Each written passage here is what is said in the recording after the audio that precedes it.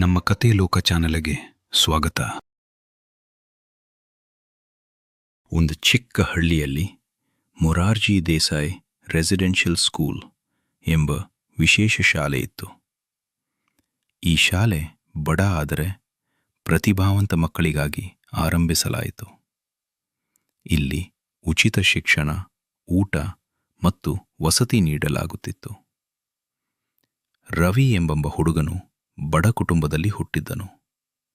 ಅವನಿಗೆ ಚೆನ್ನಾಗಿ ಓದಲು ಆಸೆ ಇತ್ತು, ಆದರೆ ಹಣ ಇರಲಿಲ್ಲ. ಒಂದು ದಿನ ಅವನ ಶಿಕ್ಷಕರು ಮೊರಾರ್ಜಿ ದೇಸಾಯಿ ಶಾಲೆಯ ಬಗ್ಗೆ ತಿಳಿಸಿದರು. ರವಿ ತುಂಬ ಶ್ರಮಪಟ್ಟು ಪರೀಕ್ಷೆ ಬರೆದನು. ಅವನು ಶಾಲೆಯಲ್ಲಿ ಪ್ರವೇಶ ಪಡೆದನು.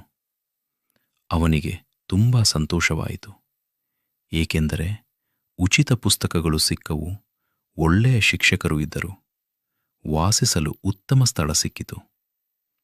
ರವಿ ಪ್ರತಿದಿನ ಕಷ್ಟಪಟ್ಟು ಓದಿದನು. ಶಿಕ್ಷಕರು ಅವನಿಗೆ ಮಾರ್ಗದರ್ಶನ ನೀಡಿದರು. ಅವನು ಶಿಸ್ತು, ಆತ್ಮವಿಶ್ವಾಸ ಮತ್ತು ಜ್ಞಾನವನ್ನು ಕಲಿತನು. ಕೆಲವು ವರ್ಷಗಳ ನಂತರ ರವಿ ಉತ್ತಮ ಅಂಕಗಳೊಂದಿಗೆ ಉತ್ತೀರ್ಣನಾದನು. ಅವನು ಒಬ್ಬ ದೊಡ್ಡ ಅಧಿಕಾರಿಯಾದನು. ಅವನು ತನ್ನ ಯಶಸ್ಸಿಗೆ ಮೊರಾರ್ಜಿ ದೇಸಾಯಿ ಶಾಲೆಗೆ ಧನ್ಯವಾದ ಹೇಳಿದನು. ಶಿಕ್ಷಣ ಮತ್ತು ಪರಿಶ್ರಮ ಇದ್ದರೆ ಯಶಸ್ಸು.